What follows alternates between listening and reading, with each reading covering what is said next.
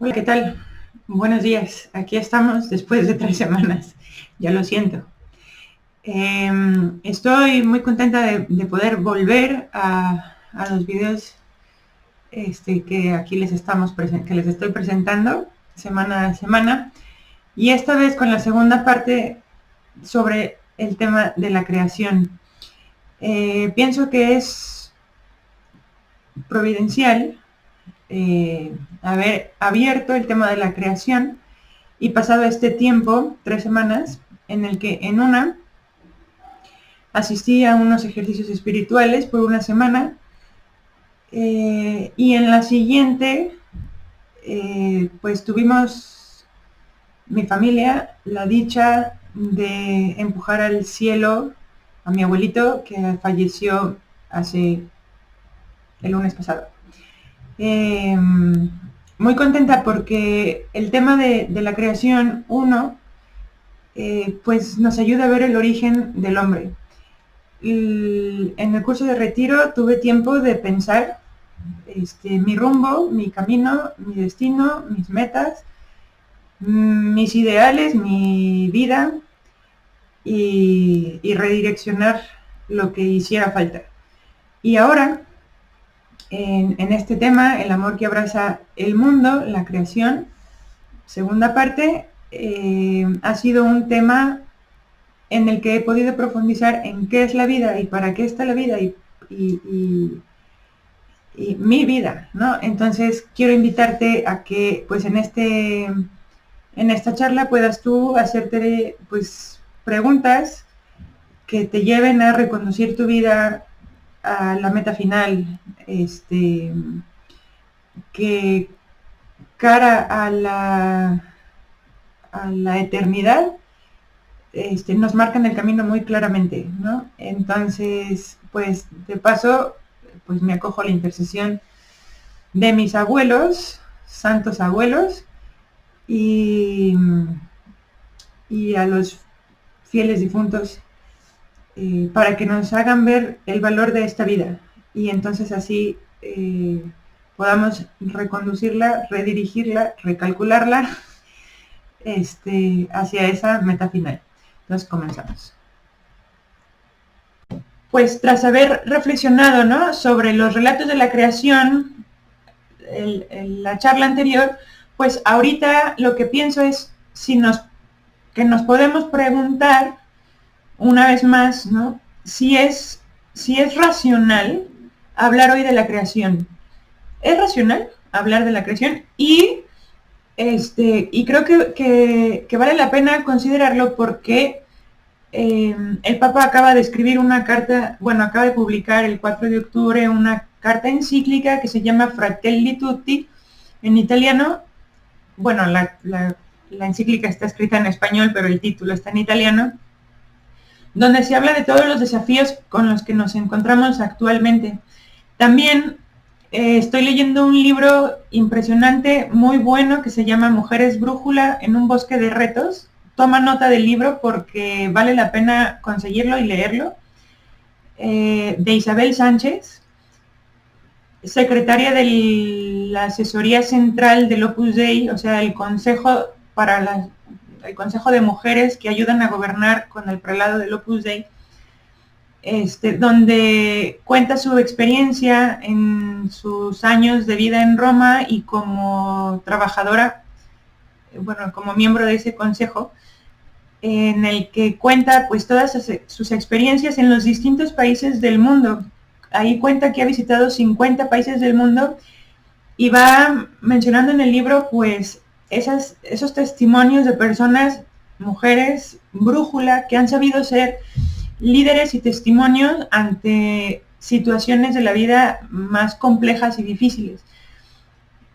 También leí, y esto no se los he compartido, el libro de Los líderes comen al final, de Simon Sinek, otro influencer que yo conozco desde hace algunos años por YouTube, y también leí su libro, Los líderes comen al final. Tiene varios, pero pues ya se ve que, y hoy lo pensaba de hecho, ¿no?, que los influencers actuales están como formando redes para hablarnos en un mundo de dificultades, de esperanza, de la primacía de la persona, del sentido de la vida y de que como personas humanas lo más grande que podemos poseer y dar es el amor y la libertad, ¿no? Entonces, creo que vale la pena, porque este tema se engarza con esto,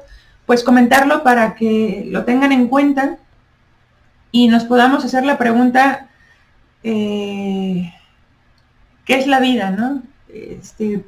¿Qué es la vida humana? ¿Para qué es racional hablar de esto? Pues bueno, entonces, entrando en tema, podemos, aquí les muestro en la pantalla un gráfico que me encontré sobre pues dos maneras de ver la vida, ¿no? Aquella persona que busca su bienestar, simplemente, el prestigio, el ansia de dinero, el poder, el egoísmo, porque con pues puede obtener pues mayores recursos, puede vivir aparentemente una vida más feliz. Y por el otro lado, al contrario, pues lo que es la vida cristiana, la vida centrada en Cristo, es vivir en amor, ¿no? Vivir el amor y vivir para el amor y dar amor, y el amor es darse a otra persona, donarse, y el amor no existiría si no hay alguien quien lo recibiera.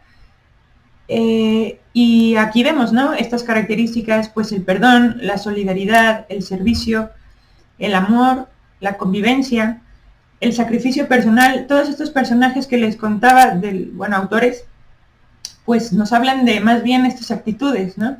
Y yo pensaba que, quizá ahora el amor pues tiene un lugar central en nuestra realidad, pero mucha gente podría pensar que es una idea hermosa, ¿no? Y que de hecho, pues sí, es inspiradora, y de hecho lo es, pero quizá también piensan que probablemente pues es una convicción nostálgica, ¿no? O sea, hablan del amor como si, uy, qué difícil llegar a ello. Pero es verdad que el mundo sería mucho mejor si nosotros realmente nos dejamos guiar por este principio que es el amor, ¿no? La experiencia del mal, de las injusticias, de todo lo imperfecto del mundo que vamos viendo. En la encíclica del Papa, los primeros 54 puntos habla de todos los problemas que hay en el mundo, digamos, todos los desafíos que tenemos nosotros como cristianos que lograr remediar de alguna manera, no solos, sino con Fratelli Tutti, o sea, con todos somos hermanos, pues con todos, ¿no? En unidad con los miembros de este cuerpo, que pues puede ser la iglesia, que puede ser la empresa, que puede ser la escuela, que puede ser mi casa, que puede ser mi familia. Pero bueno, todas estas injusticias que vemos en el mundo nos hacen quizá ver la dificultad del amor, ¿no? Que pues qué difícil, ¿no? Y pueden ver como esto que vemos aquí como un ideal, no tanto como una realidad, pero la verdadera realidad, valga la redundancia, es que precisamente sobre el amor es donde podemos construir nuestro verdadero edificio sólido, y todo lo demás pues son pamplinas, porque además, ahora que lo menciono, nos llega el momento de la muerte y toda la casa se queda como se quedó. Los tiliches se quedaron donde se quedaron, y el desorden que pudo haber en el closet se quedó como se quedó. Nada nos vamos a llevar al otro mundo, ¿no? Pero precisamente Jesucristo, que es el que nos viene a enseñar este camino y es la novedad de este mundo, y eso que vino hace 2000 años, lo que nos propone, ¿no? Una vida de amor. Voy a leer una cita. En efecto, el hombre moderno cree que la cuestión del amor tiene poco que ver con la verdad. El amor se concibe hoy como una experiencia que pertenece al mundo de los sentimientos volubles y no a la verdad. Esto es lo que la gente cree, ¿no? La palabra amor ha sido tan manoseada, que no se entiende lo que realmente es, ¿no? Y lo que realmente es, pues es la donación, es el darse, es el sacrificarse por otra persona. Pero Jesús, bueno, Dios en las Sagradas Escrituras, en el libro del profeta Jeremías, nos dice, con amor eterno te amé. Por eso prolongué mi misericordia para contigo. Muchas personas que trabajan con ilusión, ¿no?, por mejorar este mundo, pues sí reconocen la grandeza de esta visión de la realidad y no pueden dejar de verlo como algo que no va a ser, ¿no? Como no pueden dejar de ver la idea de que detrás de esto está un Dios, un ser personal y eterno, un ser que precede al mundo y que responde pues a ese gran amor que nos tiene, ¿no? Este amor o este ser personal pues no es un ser mítico ni contrario al sistema, ¿no?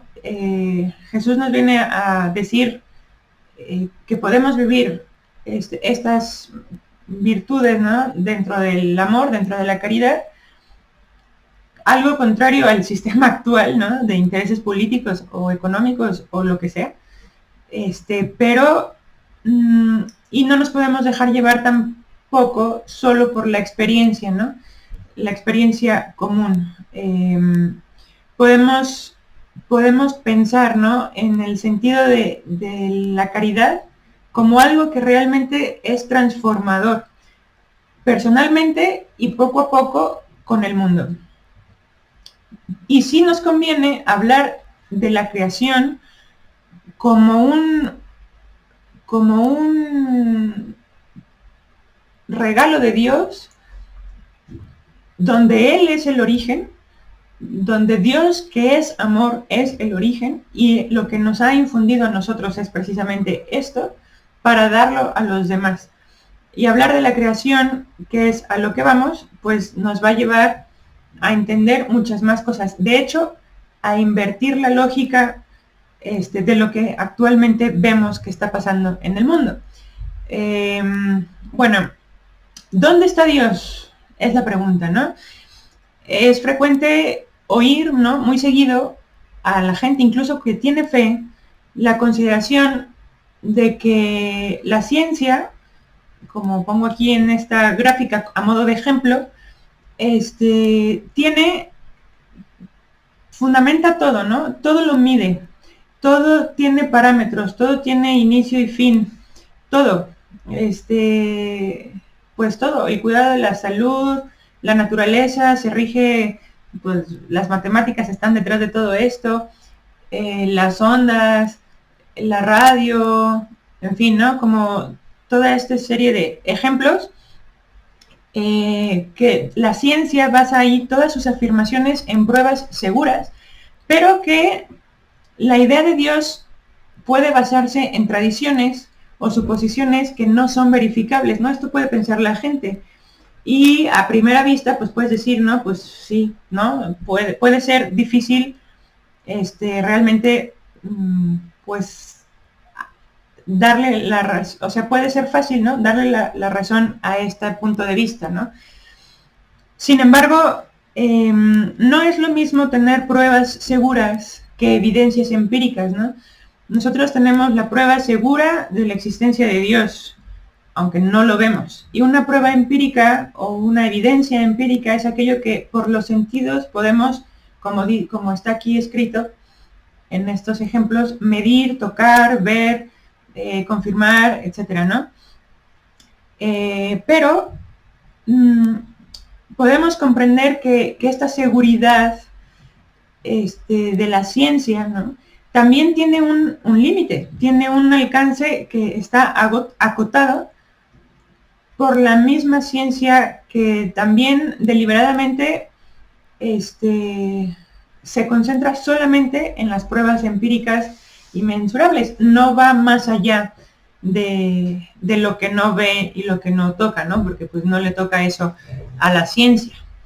Pero bueno, así nos han ido metiendo ideas a las personas, ¿no? Para ir sacando como a Dios del mundo, ¿no? Y nos hacen, pues quizá también dudar, porque no vemos a Dios, porque vemos mucho mal, porque vemos mucho dolor, porque vemos pues el sufrimiento, ¿no? La muerte, etc. Pero bueno, por otro lado, como toda disciplina, y por ejemplo la ciencia también, digo, la teología es también una ciencia,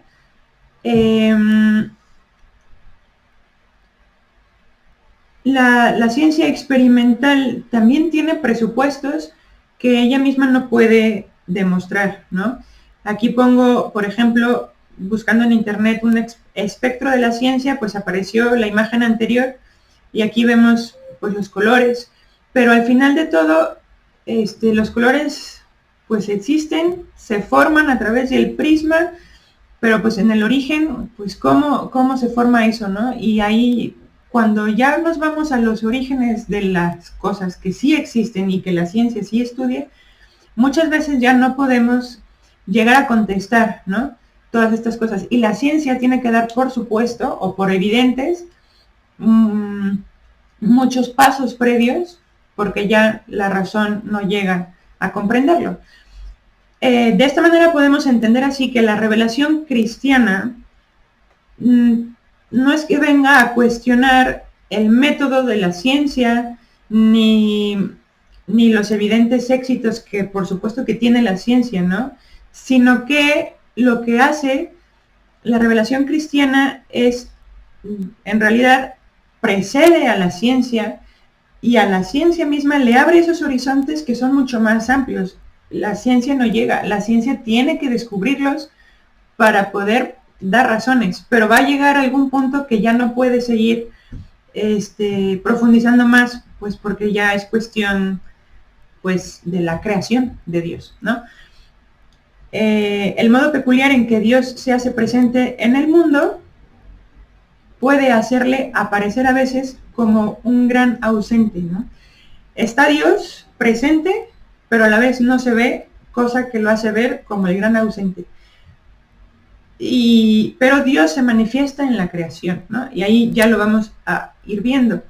San Agustín, que les pongo en pantalla, escribía: nada hay más oculto y nada más presente que Él.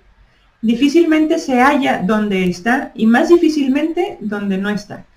Es decir, o sea, Dios está pues en todas partes, ¿no? Como respondíamos en el catecismo, en el cielo, en la tierra y en todo lugar. ¿Dónde está Dios? En el cielo, en la tierra y en todo lugar. Entonces, San Agustín: nada hay más oculto, pero a la vez nada más presente que Él. Y esta es una paradoja, ¿no? Es un cruce de sí y no, que parece indicar pues un cortocircuito, pero que realmente habla, en cambio, de la necesidad de abrirnos a otro nivel, de abrir nuestra mente, abrir nuestra racionalidad y profundizar más, porque nada hay más presente que Él. Dios no es una realidad como otras en este mundo. Yo creo que todas las podemos ver y tocar, menos las invisibles, como los ángeles, que ya hemos hablado de ello. Pero tampoco interviene Dios necesariamente pues en todos los procesos naturales empíricamente verificables, ¿no? Pues Dios aparece en el mundo y sostiene las cosas en su existencia, ¿no? Dios va actuando en un nivel mucho más profundo. Sostiene el ser, que es lo que quiero decir, ¿no? Sostiene el ser mismo de todas las cosas, y lo que hace es que esas cosas sean lo que son. Que sean lo que son. Aquí está la imagen, ¿no? Al hablar de Dios también, incluso para negar su existencia, el lenguaje siempre va más allá de la ciencia experimental, ¿no? Porque ya hay cosas que no puede llegar a demostrar. Entonces, está inserta, o sea, ese lenguaje ya está en otro nivel, en un lenguaje distinto, que incluso la ciencia ya presupone, y entramos al ámbito de lo filosófico o de lo metafísico. Es necesario hablar no solamente de lo que se ve, ¿no? Sino de lo que hay que pensar y de lo que las cosas están más allá de lo que podemos ver. Por eso, el Dios al que se querría obligar a revelarse, ¿no? A través de instrumentos de observación científica, si fuera así, ese no sería un verdadero Dios, ¿no? Sino una caricatura, porque Dios, desde luego que trasciende todas las cosas, crea todas las cosas y no se puede encasillar en una cosa así. Dios no cabe en las leyes de la física porque son más bien al revés, las leyes de la física las que se insertan en Dios, porque Dios es el origen, ¿no? Porque Dios es el origen. La aportación de la ciencia ha sido determinante, ¿no? Para ver todo lo maravilloso que Dios ha podido crear, y nos ha hecho estudiar y nos ha hecho entender, y la evolución y comprender las leyes de la física y toda la trayectoria evolutiva, ¿no? Pues muy bien, ¿no? Bendito sea Dios. Pero al final la ciencia no es que pueda explicar hasta el final el origen del universo, ¿no? Es verdad que ha dado muchos pasos para hablar de la evolución de las criaturas, del mundo, de todo, muy bien, sí. Pero cómo descubren el origen del universo, pues no hay manera, ¿no?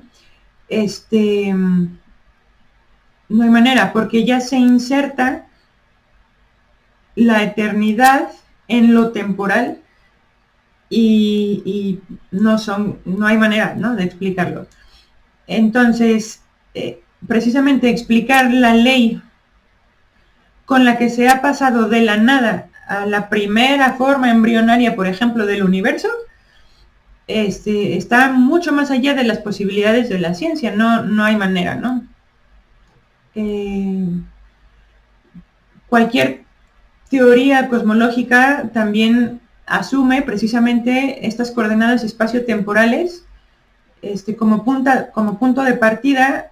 En cambio, la nada, Dios creó el universo de la nada, el no ser, ¿no?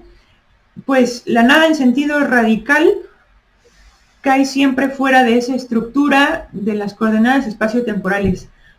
Por eso se entiende que sea importante conjugar en un diálogo la ciencia y la teología, la ciencia y la fe, no solamente como conveniente, ¿no?, como deseable, sino como necesario. Y también la filosofía. La filosofía no es que sea un árbitro nada más, ¿no?, para poner paz entre dos partes, como en un litigio, sino que lo que nos ayuda es a comprender el alcance, ¿no?, y las posibilidades de las dos disciplinas, ciencia y fe, teología y ciencia, lo que fuera. Muy bien. Pues bien, incluso aproximándonos hasta el origen mismo del universo, adrede está esta pantalla en blanco, la ciencia se queda siempre de este lado de la realidad. Es decir, imagínense aquí, no hay nada en esta pantalla, nada. Y de repente hay que explicar pues las plantas o el árbol o el ser humano o todo. Pues tiene que existir. Si no existe, no lo podemos ni estudiar. Bien, pues aquí son muchos los científicos que a la hora de que ven pues como este umbral, ¿no?, se dan cuenta de la necesidad de pensar, ¿no?, de emprender una reflexión filosófica desde la que es posible llegar a comprender la necesidad de un creador en el origen del universo. Y pues esto nosotros evidentemente lo creemos. Ahora, pongo esta imagen porque pues casualmente me la encontré, pero porque me llama la atención, ¿no?, la manera de representar en esta imagen la creación del mundo. Esa mano de hombre, evidentemente, pues no creó el universo ni el mundo, ¿no? Pues porque también es materia, porque también es, de hecho, es criatura, ¿no? Pero lo pongo, pues para darnos cuenta, ¿no?, que siempre tenemos que representar algo de una manera visible para poder decir, ah, sí, la creación de la nada, ¿no? Pero bueno, entendamos que hay un creador en el origen del universo y les leo una cita. Es, sin duda, un gran libro, la misma hermosura de la creación. Contempla, mira, lee su parte superior y su parte inferior. Dios no hizo letras de tinta, más o menos está, menos así, ¿no?, hizo el mundo, mediante las cuales pudieras conocerle. Puso ante tus ojos esas mismas cosas que hizo. ¿Por qué buscas una voz más potente? A ti claman el cielo y la tierra, Dios me hizo, ¿no? Bien, la filosofía misma también se topa con preguntas que son límite, ¿no? Por ejemplo, ¿por qué el ser y no más bien la nada? ¿Por qué existimos? Y como yo decía al principio, ¿no?, ¿qué es la vida? Pues en ese sentido, pues aquí es cuando entra la fe cristiana y viene a aportar esa imagen de Dios nueva, más elevada que la que pudiera nunca uno forjarse, ¿no?, y pensar desde la razón o desde la filosofía, ¿no? Pero la fe tampoco contradice la doctrina filosófica de Dios. La fe cristiana en Dios acepta en sí la doctrina filosófica de Dios y no solo eso, sino que la consuma. La fe cristiana lo envuelve todo. Y ante la pregunta del por qué, del sentido último de la existencia, se hace el silencio, ¿no? Y aquí voy a poner esta imagen en la que vemos la representación de Dios creador, pues que va haciendo, que va creando el mundo, el universo, pero desde la perspectiva de la fe cristiana. Y entonces la fe cristiana lo que viene a responder es, Dios estaba allí antes del mundo, pensó en el mundo y lo creó con amor. Y de hecho, en las misas del Triduo, casualmente coincidió con la carta a los Efesios, la primera lectura, que hablaba precisamente del amor de Dios por los hombres, que antes de la creación del mundo nos pensó, nos eligió, nos justificó y después nos creó. Porque Él nos quería amar, ¿no? Nos hizo hijos para podernos amar como al Hijo, ¿no? En fin, pues nada, son unas reflexiones ahí que uno va haciendo conforme va viviendo. Pero bueno, esta realidad, Dios estaba ahí antes de la creación del mundo, pensó en Él y ya entonces lo creó con amor, pues precisamente porque lo amó, lo creó. Pues esta sencilla afirmación produce en realidad lo contrario de lo que a veces se achaca a la noción de creación, desmitificando el universo, ¿no? La comprensión del mundo como creación de Dios es la ilustración decisiva de la historia. La ruptura con los temores que habían reprimido a los hombres significa la liberación del universo por la razón, el reconocimiento de su racionalidad y de su libertad. Y aquí vamos entrando pues en unos campos insospechados y profundamente profundos. Son profundos, ¿no?, estas reflexiones. Ver que Dios nos amó y tanto que nos creó, pues nos lleva a decir, wow, ¿no? Wow.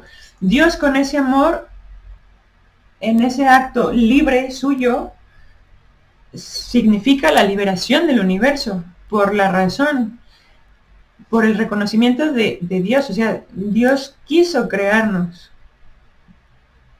El reconocimiento de su racionalidad y de su libertad. Bien, pues aunque la ciencia sea capaz de leer una parte importante, ¿no?, de esta lógica interna que hay en la naturaleza, una ciencia sin Dios no liberaría al mundo de los mitos, ¿no?, porque siempre quedarían inevitablemente rendijitas que tendrían que llenarse con otras explicaciones. En cambio, pues las hay. Esas rendijas en las que no podemos contestar tan fácilmente, en las que nos encontramos el silencio del que hablábamos anteriormente, que no podemos contestar, ¿no? Por la autolimitación de la ciencia a lo empírico, no es posible que la ciencia cubra algún día, ni siquiera algún día muy lejano y muy remoto, pues esas preguntas, ¿no?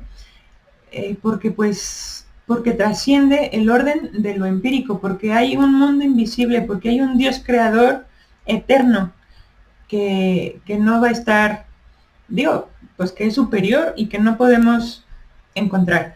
El espíritu humano se manifiesta en muchas cosas, pero entre otras, en ese percibir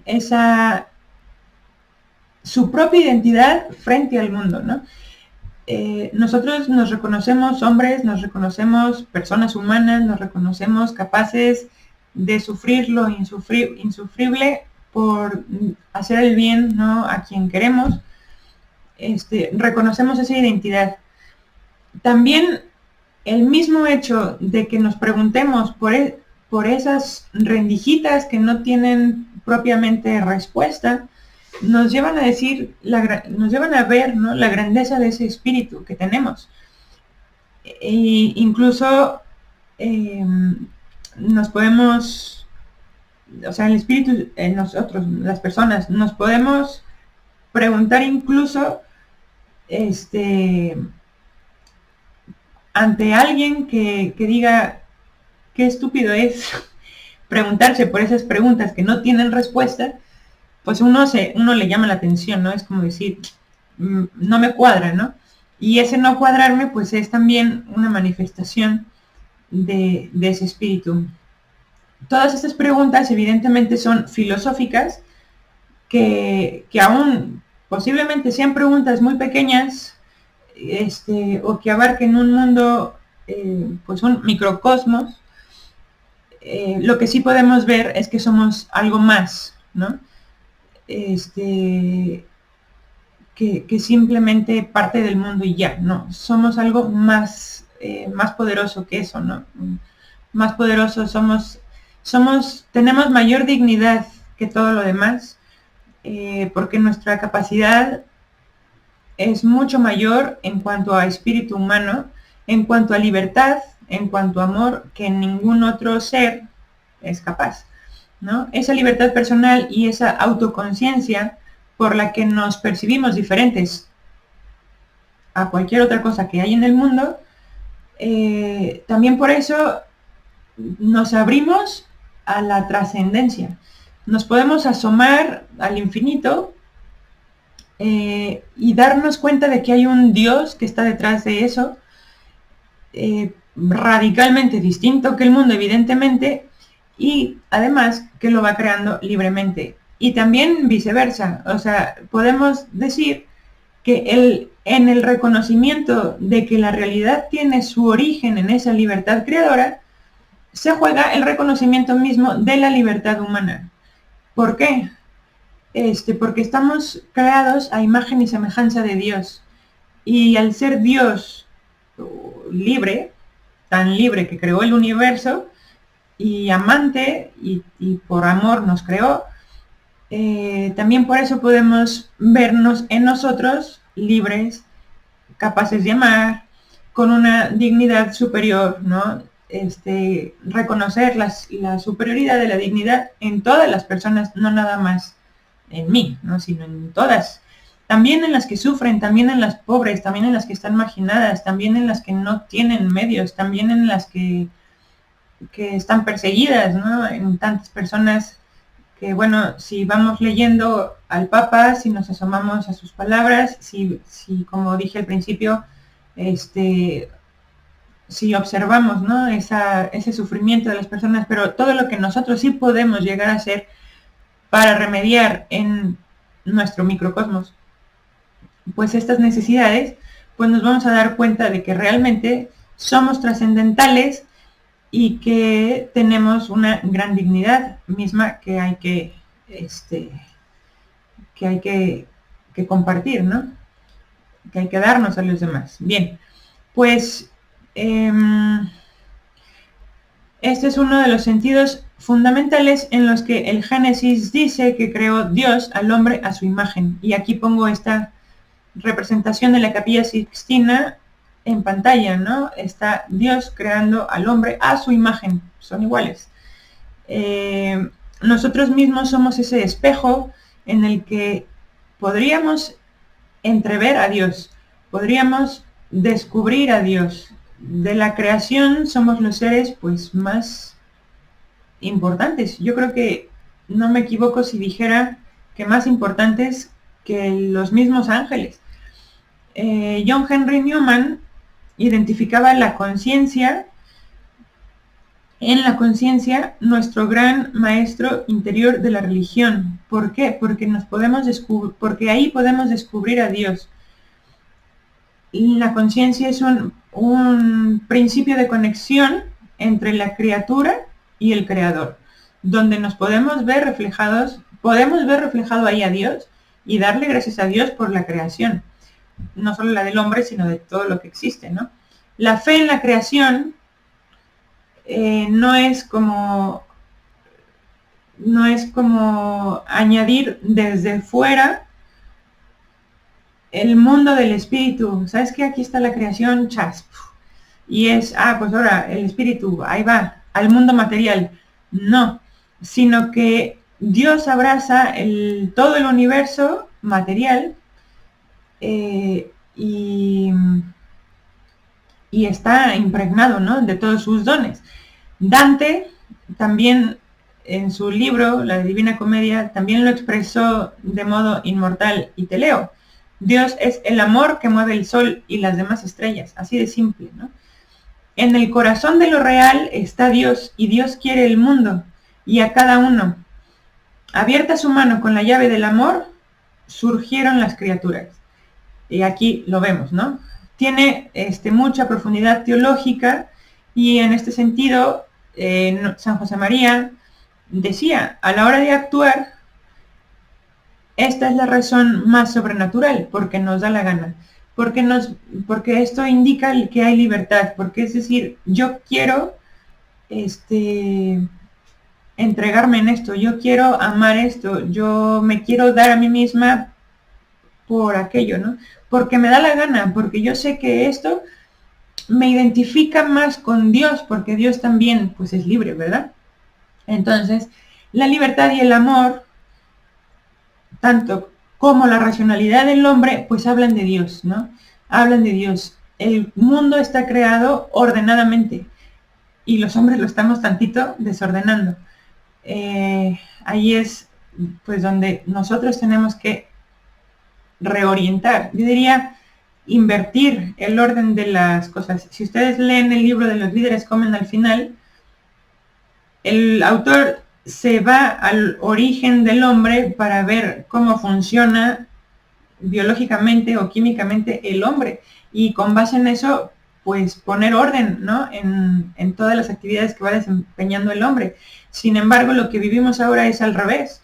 ¿Qué es lo que nos importa? Lo exterior, y al final el hombre. Por lo tanto, las cosas están yendo al otro extremo, como puse en la primera imagen, ¿no? Bien, por esto San Agustín reconocía a Dios en el libro de la naturaleza, y en esta imagen que pongo aquí vemos San Agustín, es una anécdota, ¿no?, que él cuenta en el libro de las Confesiones, donde un niño empieza a cavar un hoyo en la arena al lado del mar y ahí pretende echar todo el océano. San Agustín le pregunta: ¿qué estás haciendo? Yo quiero echar el océano aquí. Y entonces San Agustín comprendió que Dios se encontraba también en el interior de su persona, ¿no?, en su corazón. Y bueno, entonces aquí te leo. San Agustín reconocía a Dios en el libro de la naturaleza, le encontraba también en la intimidad de su alma. Y entonces dice: he aquí que tú estabas dentro de mí y yo fuera, y por fuera te andaba buscando. Llamaste y clamaste, y rompiste mi sordera, brillaste y resplandeciste, y ahuyentaste mi ceguera. Dios está dentro de nosotros, y lo que va a hacer, si nosotros lo escuchamos, si nosotros lo tratamos, pues es esto, ¿no? Romper nuestra sordera, hacernos brillar y resplandecer, y poner vista, ¿no?, en nuestros ojos. Y ahorita, no sé por qué me acordé, pero bueno, en los ejercicios espirituales que fui, me acordaba, más bien leí todo el libro del Eclesiastés o de Coelet, que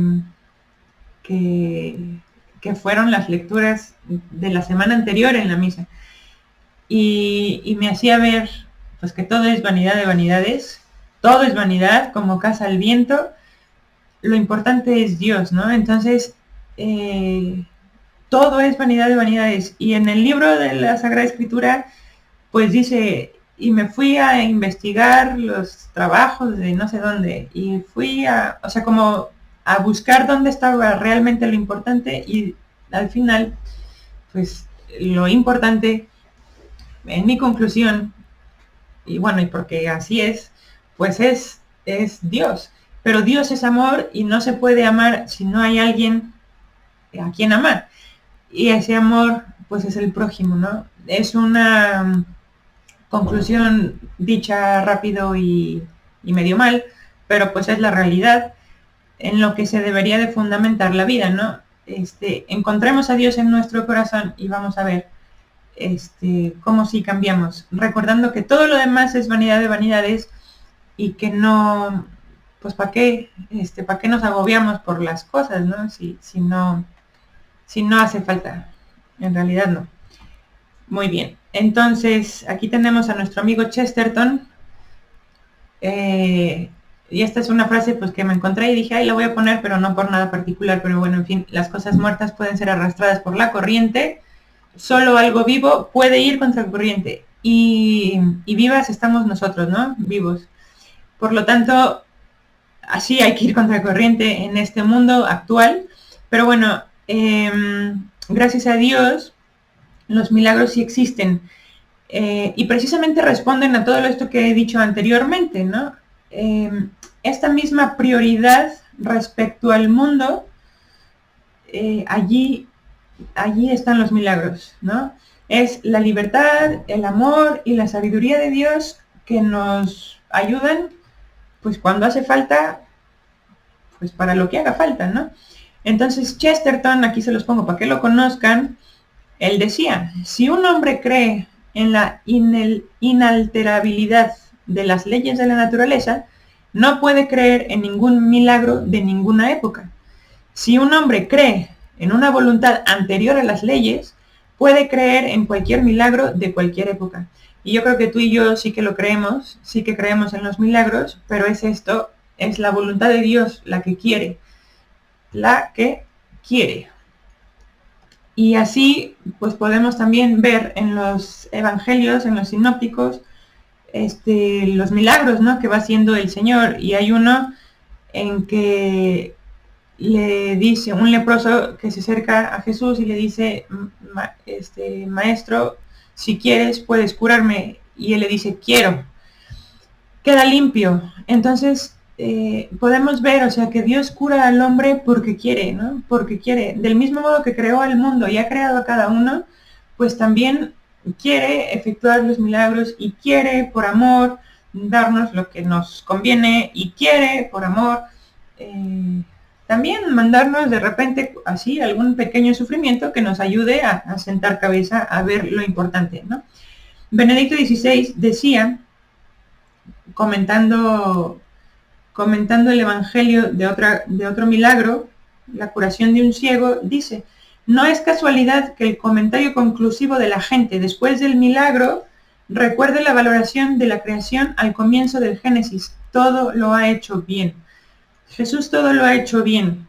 Dios lo ha hecho todo bien cuando concluye la creación. Pues no es raro, ¿no? Que veamos ese orden, en esa racionalidad en la creación. En la acción sanadora de Jesús, evidentemente entra también la oración, claramente, ¿no? Jesús mira al cielo, ora, le habla a su Padre y entonces cura enfermos y hace milagros y todo lo demás.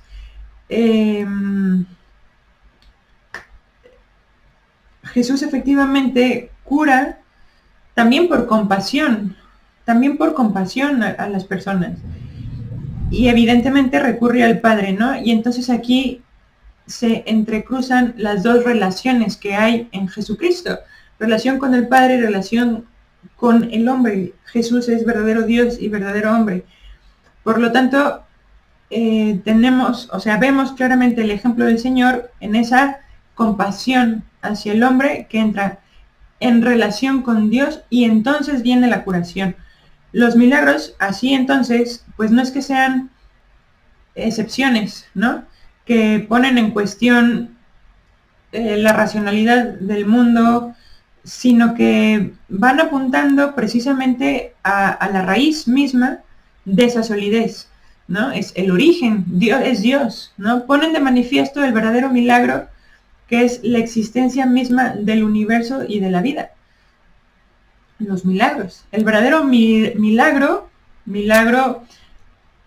ante lo que solo cabe admirarse, pues es verdadero milagro, es plantearse, ¿verdad? Es la creación de Dios. Evidentemente Dios no se creó a sí mismo, Dios ya existía y existirá siempre, ¿no? Pero ahí está donde está la pregunta, es que existe un ser superior.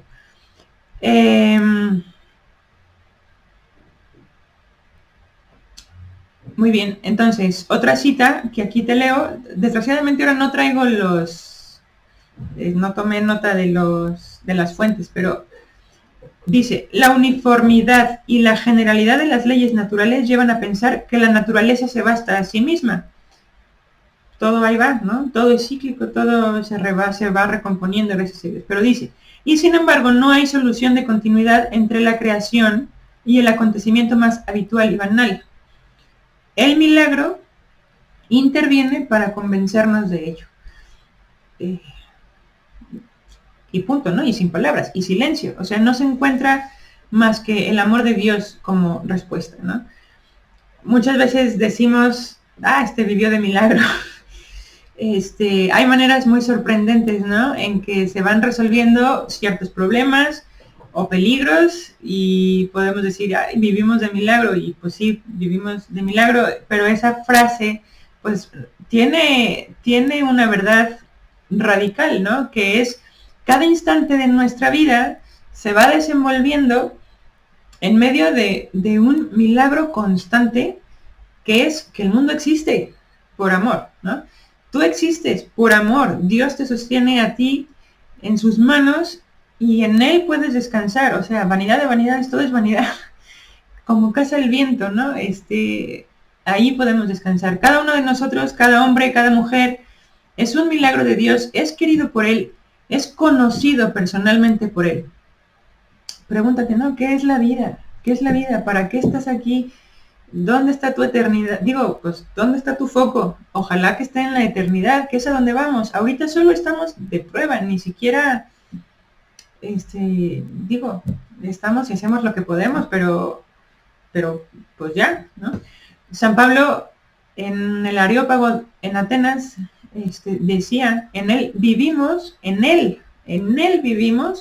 nos movemos y existimos. Por eso, para la tradición judio-cristiana, decir creación es más que decir naturaleza, ¿no? ¿Por qué? Porque tiene que ver con un proyecto del amor de Dios. La fe en la creación es esto. Tiene que ver con un proyecto del amor de Dios donde cada criatura tiene un valor y un significado. La creación no solamente es la naturaleza que vemos, no solamente, es más que eso. Es descubrir que hay un proyecto, que hay un designio detrás de todo esto, por amor de Dios, donde cada integrante del mundo y de la creación, pues tiene un valor y un significado y hemos de cuidar. También, o sea, no solo me quedo en las personas, también en cuidar la ecología, en cuidar el mundo, la casa común. No es la lata de los ecologistas o de los de Greenpeace o los de la ONU, lo que veíamos la semana anterior, esa que tuvimos la charla anterior, los objetivos sobre la sostenibilidad, ¿no? Muy bien. Bueno, pues cada hombre, cada uno de nosotros, pues somos un milagro de Dios, es querido por Él, es conocido personalmente por Él, como ya decíamos, y aquí, en esta frase, Einstein también dice, ¿no? Hay dos maneras de vivir la vida. Una es como si nada es un milagro y la otra es como si todo es un milagro. Pues en cuál postura estamos, ¿no? En cuál postura estamos y ojalá que sí estemos pues en la de que todo es un milagro, porque realmente es así. Y eso que es Einstein. Ok, bueno, en un salmo decimos, te doy gracias porque me has hecho como un prodigio. La fe en la creación nos hace agradecer y tener esa actitud de agradecimiento siempre para con Dios. A pesar del dolor, a pesar del mal, la realidad entera y en específico la propia existencia es una promesa de felicidad, ¿no? Todos, dice nuestro Señor, todos los sedientos venid a las aguas y los que no tengáis dinero venid, lo dice Isaías, comprad sin dinero y sin nada a cambio vino y leche. Dios nos creó y nos dio todo. Hace poquito también leíamos en el Evangelio de la Santa Misa, hasta todos los cabellos de nuestra cabeza están contados. Súmale a los 8 millones que vivimos en 8.000 millones de personas que vivimos en el mundo, y todos los cabellos están contados, pues la cuenta está difícil, ¿no? Pues bien, el hombre, las personas, nos sabemos inermes, ¿no? Porque no somos nada, ¿no? Pero eso sí, que nos vemos destinatarios de esa generosidad infinita de Dios que nos llama a vivir y vivir para siempre, no nada más a la hora de nuestra muerte, ¿no? Como le pasó a mi abuelito, ya se murió mi abuelito y ya se acabó. No, pues él está llamado a vivir para siempre. Pues San Ireneo, aquí lo pongo en la pantalla, lo sintetizó en una frase que dice, la gloria de Dios es el hombre vivo y la vida del hombre es la visión de Dios. Es decir, Dios nos creó con el fin de volver a Él, ¿no? De mirarlo a Él. La gloria de Dios es el hombre. Nosotros somos la obra máxima de Dios. Pero la visión del hombre es Dios, debe ser Dios, ¿no? Y esto es lo que hemos de buscar. Desde esta mirada, pues la vida no es solamente una lucha por el éxito, por la supervivencia, ni siquiera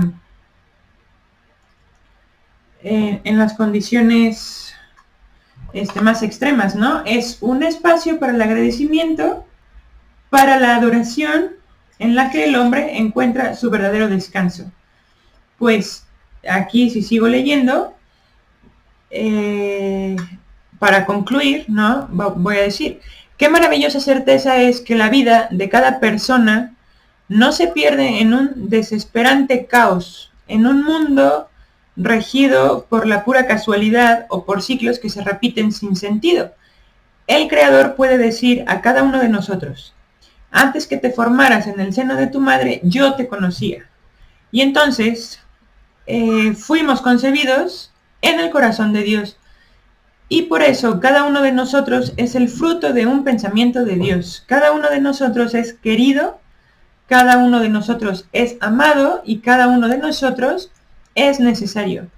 Entonces ahí tenemos nuestra realidad, ahí tenemos nuestra mirada en Dios, ahí es a donde debemos de llegar. Vamos a vivir con Él una vida eterna con su favor, con su ayuda y con nuestra correspondencia. Vamos a pelear la batalla de la vida para que a los 93 años podamos decir, descansa en paz, con toda la razón del mundo. Bueno, y si te quedó, con eso terminamos esta sesión. Nos vemos la próxima semana con el favor de Dios. Vale siempre meter a Dios en el camino porque no sabemos si algo va a pasar los días intermedios. Si algo te quedaste con una duda o quieres dejar algún comentario, pues escríbelo aquí abajo. Comparte esta sesión quizá con la anterior como para enmarcar todo un contexto más completo. Seguramente va a funcionar. Pues deja tus dudas, ¿no? También si surgieron. Y si te sirvió de algo, dale like al video, pues para enterar que esto sí va jalando, ¿no? Y ya está. Entonces, con el favor de Dios, aquí la próxima semana, misma hora y mismo canal. Un abrazo y bonita semana. Chao.